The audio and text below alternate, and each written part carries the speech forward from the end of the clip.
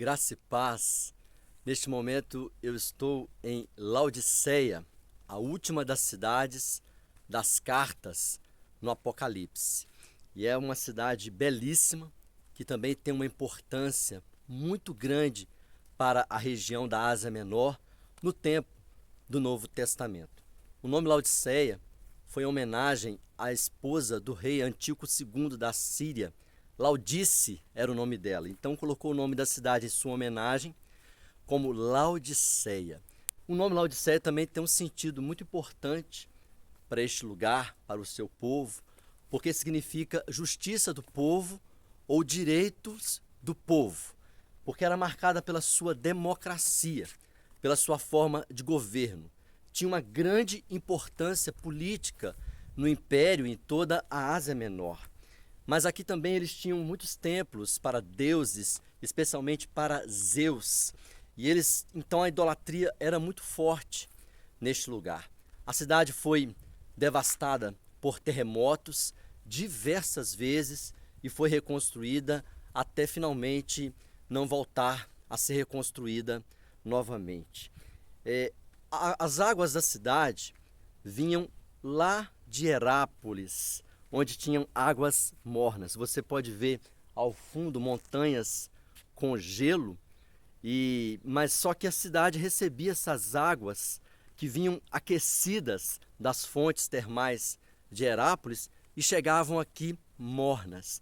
Então eles também buscaram águas de outros lugares, como Colossos, que também é perto. E a água de Colossos era água fria, uma água gelada.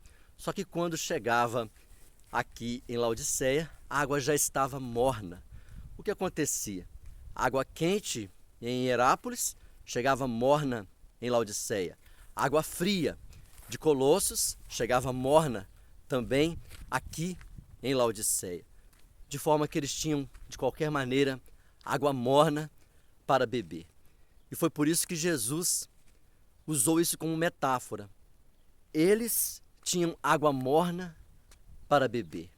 Traziam água num sistema de canalização até a cidade, para todos. Uma cidade moderna, uma cidade com saneamento, com água corrente por toda a cidade, água aquecida, águas limpas, mas a água era morna e causava mal-estar. Jesus usou isso como metáfora porque eles eram mornos na sua vida espiritual. Não eram aquecidos como a água de Herápolis, não eram frios como a água gelada de Colossos. Eram mornos também em sua vida espiritual. Só que a prosperidade dessa cidade, a riqueza de Laodiceia, era a sua principal marca. Eles se achavam independentes, não precisavam de ninguém. Tamanha era a sua riqueza. Aqui tinha um sistema bancário, tinha fábricas de tecidos, a moda, a beleza, o luxo de Laodiceia era conhecido em todo o império. E eles também fabricavam remédios para os olhos, colírio. E então Jesus falou para eles: olha, vocês têm banco, vocês têm riqueza, mas vocês são pobres. Vocês têm moda, têm roupas, têm tecidos finos, mas vocês estão nus. Vocês fazem remédios para os olhos, mas vocês são cegos. Por isso Jesus falou para aquela igreja de Laodiceia: vocês são pobres, cegos e nus. Parece duro, ofensivo isso que Jesus falou. E dizem que essa igreja se arrependeu. Ao receber a carta de Jesus, eles se quebrantaram e eles se arrependeram e a igreja perdurou durante muito tempo. Tanto é que nós tivemos um concílio de toda a cristandade, todo o cristianismo aqui em Laodiceia, chamado Concílio de Laodiceia. E isso marcou, porque a igreja, de certa forma, também se arrependeu naquele momento. Mas Jesus disse para eles: olha, vocês são pobres, cegos e nus. Tem riqueza dos bancos, tem colírios para os olhos, tem roupas finas, mas são pobres, cegos e nus. Provavelmente um dos pastores aqui, no tempo do Novo Testamento, tenha sido Epáfras, que é citado em Colossenses capítulo 4, versículos 12 e 13. E a cidade, então, era uma cidade maravilhosa, tinha uma igreja, mas essa igreja estava morna.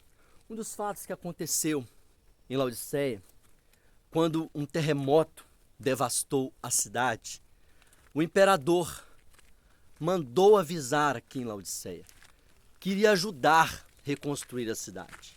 Só que eles cercaram o mensageiro do imperador na porta e disseram para ele: não precisa, nós não precisamos de ajuda, nós temos dinheiro suficiente para reconstruir a nossa cidade. E ali na porta, os mensageiros voltaram de Laodiceia e não puderam entrar. Por isso, o povo de Laodiceia foi conhecido pela sua arrogância, pelo seu orgulho. Foram destruídos por um grande terremoto e não aceitaram a ajuda do imperador. E aí, aquele versículo que Jesus disse para eles: eis que estou à porta e bato. Se alguém ouvir a minha voz, entrarei em sua casa, cearei com ele e ele comigo. Será que, como eles recusaram o imperador, eles não estavam recusando Jesus? Aqui Jesus disse que ele estava sendo colocado para fora, que eles não aceitavam ajuda. E Jesus continuou batendo na porta daquela igreja. Por isso o Senhor Jesus também prometeu para Laodiceia: aquele que vencer se assentará comigo no meu trono. Vocês têm um governo, vocês têm democracia, vocês têm um sistema de justiça, mas eu tenho um trono. E aquele que vencer ficará comigo no meu trono. E ele chama também para o arrependimento. E assim nós somos chamados. Que nós possamos ser uma igreja fervorosa. Que assim como Jesus falou para Laodiceia, não sejamos mornos. Porque aquele que está frio, às vezes começa a esquentar, mas não continua. E aquele que está quente, de repente qualquer coisa acontece, ele começa a esfriar e fica morno. Não é assim que Jesus quer. Ele está batendo na nossa porta. Que nós possamos ser humildes e deixar Jesus entrar. Que Deus nos abençoe.